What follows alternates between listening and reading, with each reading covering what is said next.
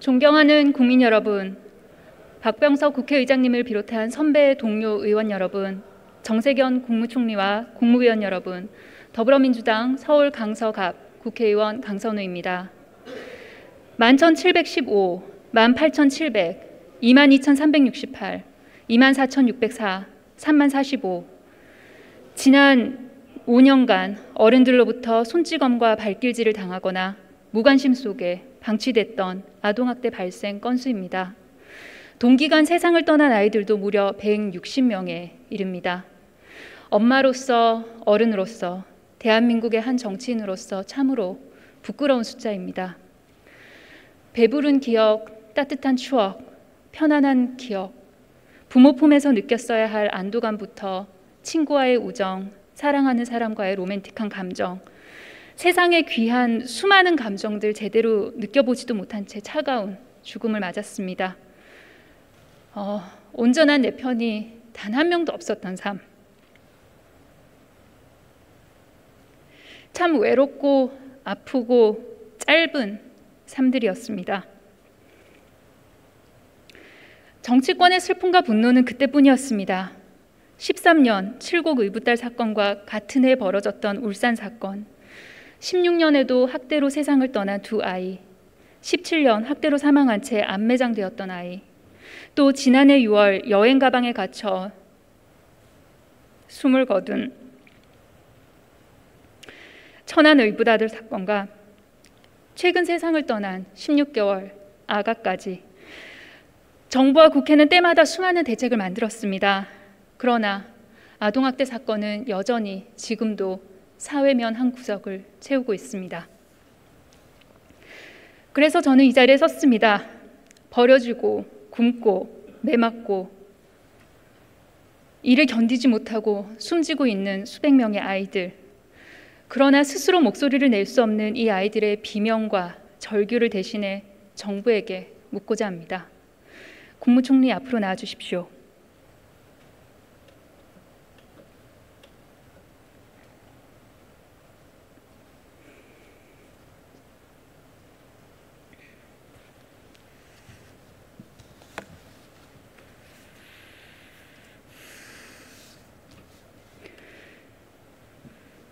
학대로 숨진 16개월 영아 사망 사건 어떻게 보셨습니까? 예, 참 이제 그런 뉴스를 접하면 고개를 들 수가 없죠. 그리고 나름대로 대책을 세운다고 세워왔는데 그 실효성이 확보되지 않은 부분에 대해서 무력감을 느낍니다마는 그래도 힘을 내서 어떻게든지 그런 문제를 종식시켜야 된다고 생각합니다. 정부와 국회에 반복되는 이런 대책에도 불구하고 왜 자꾸 이런 일들이 계속해서 생긴다고 생각하십니까?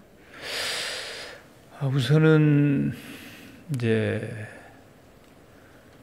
그 정부가 일차적인 책임이 있죠.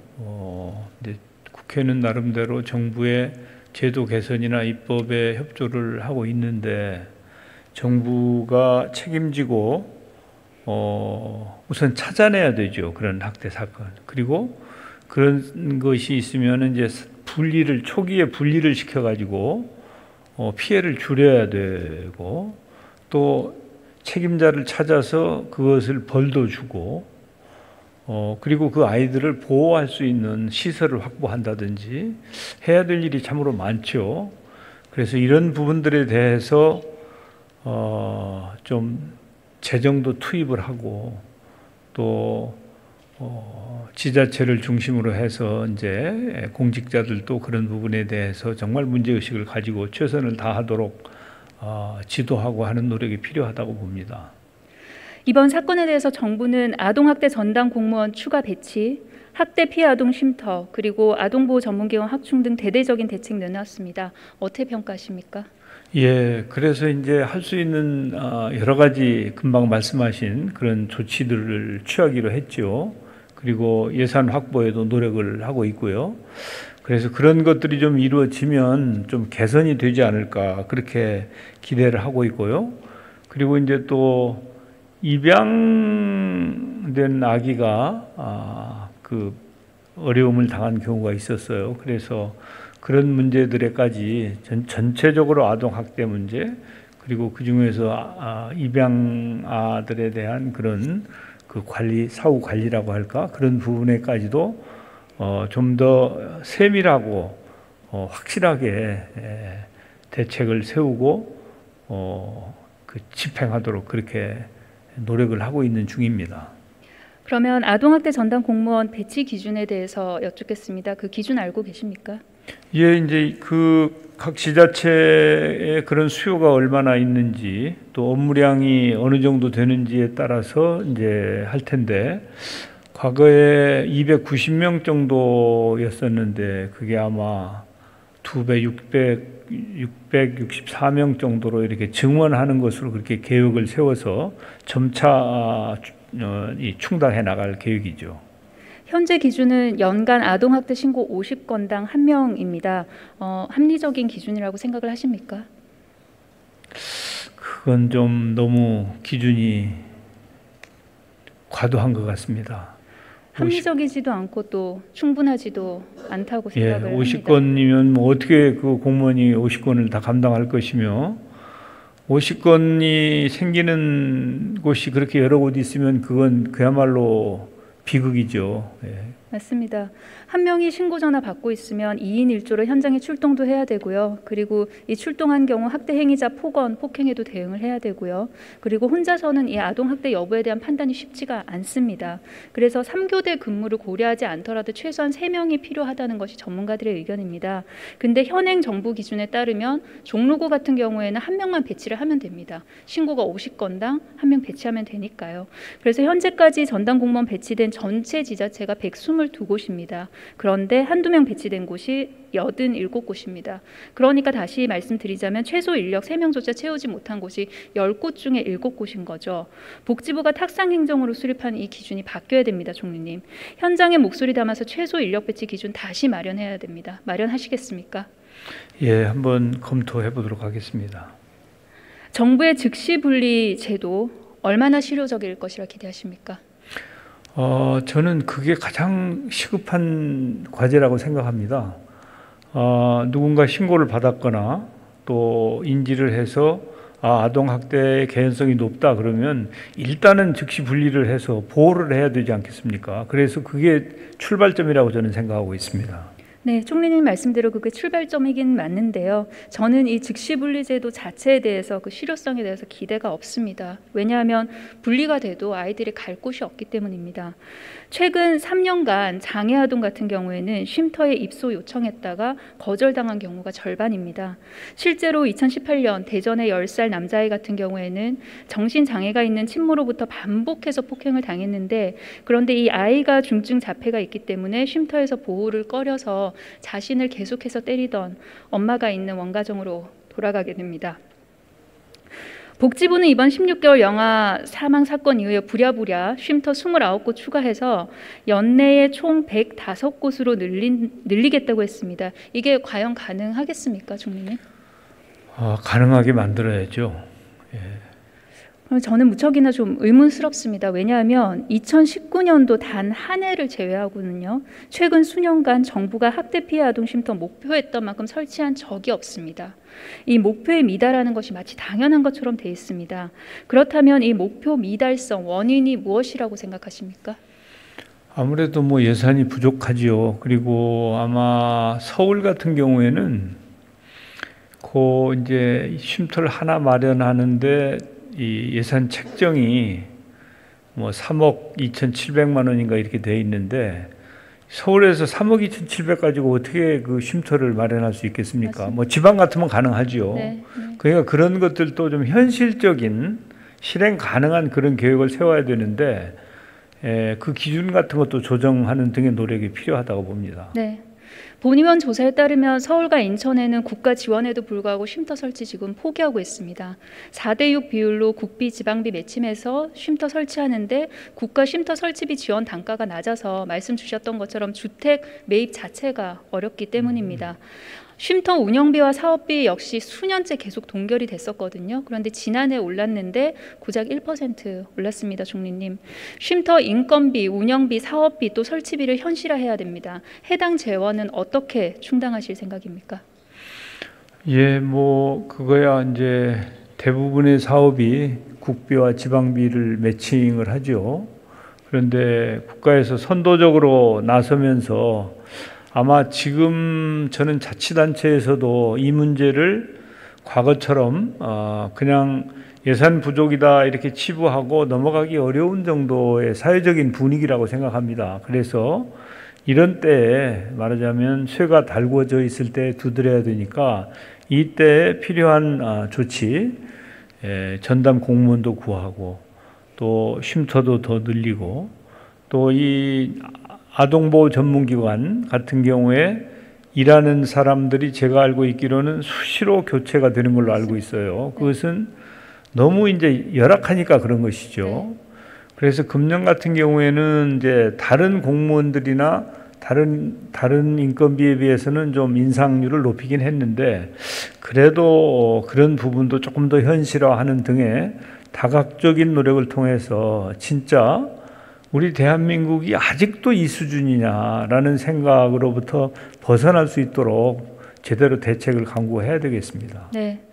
정부가 내놓은 아동 학대 대책 그럴싸해 보이긴 합니다. 근데 전담 공무원 배치 기준 같은 경우 현장과 완전히 괴리가 되어 있고요. 그리고 쉼터는 설치비 지원 단가부터 운영비까지 턱없이 예산 부족하고요. 그리고 방금 말씀 주셨던 아보정 같은 경우에는 그 상담원들 역시 열악한 현장 겨우 버텨내고 있는 상황입니다. 정부의 대책이 결국 예산이 뒷받침되지 않으면 빛 좋은 개살구에 그치지 않을 거라고 생각을 합니다. 총리님, 아동 학대 대응에 관한 정책 컨트롤 타워 부서 어디입니까? 이제 여가부도 관계가 되지만 이제 아무래도 복지부로 봐야 되겠죠. 네, 예. 맞습니다. 바로 보건복지부입니다. 그렇다면 아동 학대 대응 예산은 어디에서 편성이 됩니까? 이제 그 복지부가 편성을 해서 기재부의 동의를 받아야 됩니다. 복지부의 일반 회계 예산 비율이 2배 이상 이례적으로 증가한 올해 예산 기준으로 봐도 아동 학대 같은 경우에는 무려 90% 나머지 예산이 기재부의 복권기금 그리고 법무부의 범죄피해자 기금에서 충당되고 있습니다. 그러니까 보건복지부는 일종의 어떻게 보면 앞에서 이렇게 정책을 이야기하지만 예산 편성에 관한 권한이 거의 없는 상황이죠. 바람직하다고 보십니까? 이제 현재 우리나라의 예산 제도가 그렇게 되어 있거든요. 그래서 사실은 이제 좀 각 부서에 재량권을 좀 더 줘야 되는 거 아니냐 그런 논의도 많이 있죠. 저는 사실은 하나하나 사업 하나하나를 다 기재부가 평가하는 시스템은 문제가 있다고 하는 문제의식을 가지고 있습니다. 대한민국 세계 10위권 경제 강국입니다. 그런데 학대당하는 우리 아이들 지켜내기 위해서는 복권이 많이 팔려야 되고요. 그리고 벌금과 과태료가 많이 거쳐야 되는 구조입니다. 전혀 합당하지가 않습니다, 총리님. 제가 국민 여러분께 받은 질책 중 따끔한 말씀이 있습니다.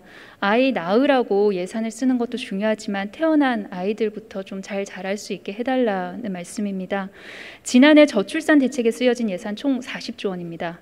학대받는 아동 위한 예산 296억입니다. 저출산 대책 예산의 0.7%, 즉 1%도 되지 않는 것이죠. 이조차 예산이 나온 주머니가 서로 다르니까 안정적인 확보조차 어렵습니다. 나라 돈이 부족해서 아이들이 학대를 당하던 원가정으로 다시 돌아가고 있습니다.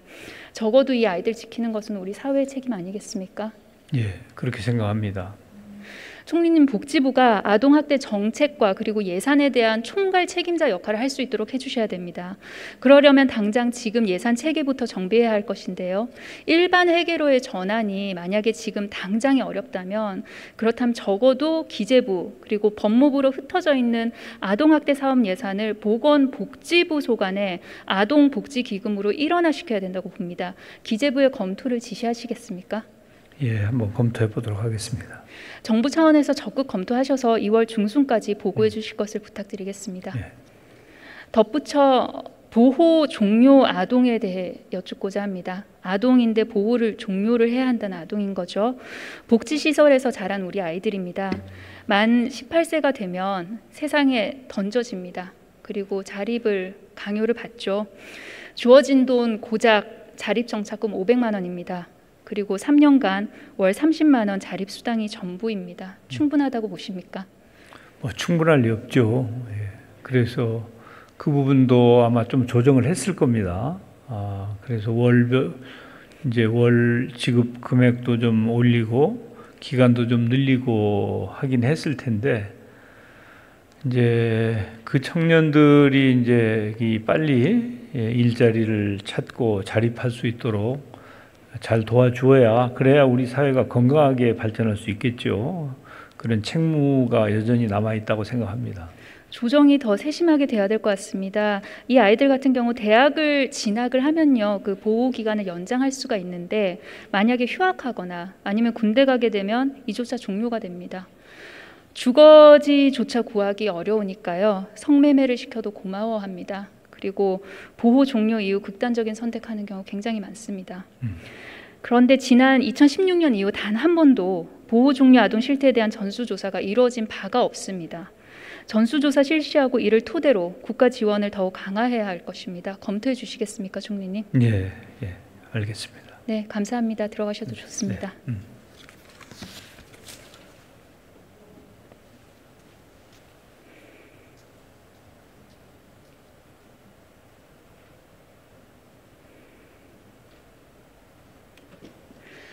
존경하는 선배 동료 의원 여러분, 위기아동 발굴을 위한 이 아동행복지원 시스템 구축, 복지부 내 아동학대 대응과 신설, 아동권리보장원의 출범, 아동학대 전담 공무원 배치까지 그간 문재인 정부는 아동학대 정책의 패러다임을 민간에서 공공으로 전환시켜 왔습니다.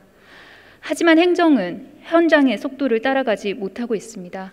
바로 돈, 예산 때문입니다. 아이들은 세금도 내지 않고 표도 되지 않기 때문에 정부도 국회도 예산을 잘 쓰지 않습니다. 아동정책 관련 관계자분들 만나면 종종 말씀 주십니다. 그럴 리가 있겠습니까? 라고 그랬지만 정말 부끄러웠습니다. 사실이기 때문입니다. 실제 대한민국의 아동보호 관련 예산은 GDP 대비 0.2%, OECD 평균의 7분의 1 수준입니다. 매년 수만 건의 학대 사건이 발생하고 또 수십 명의 아이들이 죽지만 정부와 국회는 돈이 들지 않는 가장 손쉬운 방법부터 찾았습니다. 이번엔 달라야 합니다. 저는 그 첫걸음이 바로 아동복지 기준을 설립하는 것이라 믿습니다. 선배 동료 의원 여러분, 우리 아이들의 몸과 마음 그리고 생명을 지키는 일에 함께 해주십시오. 이번 임시국회에서 법안이 통과될 기금이 신설돼야지만 이에 맞춰서 아동학대 대책을 제대로 보완하고 추진할 수 있습니다. 세금도 내지 못하고 투표권도 없지만 우리 아이들도 이 나라의 주인입니다. 국민입니다. 국민을 위해 함께 해주십시오. 감사합니다.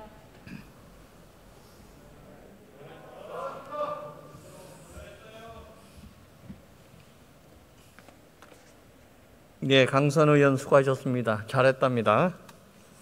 다음은 국민의당 비례대표 최연숙 의원 나오셔서 질문해 주시기 바랍니다.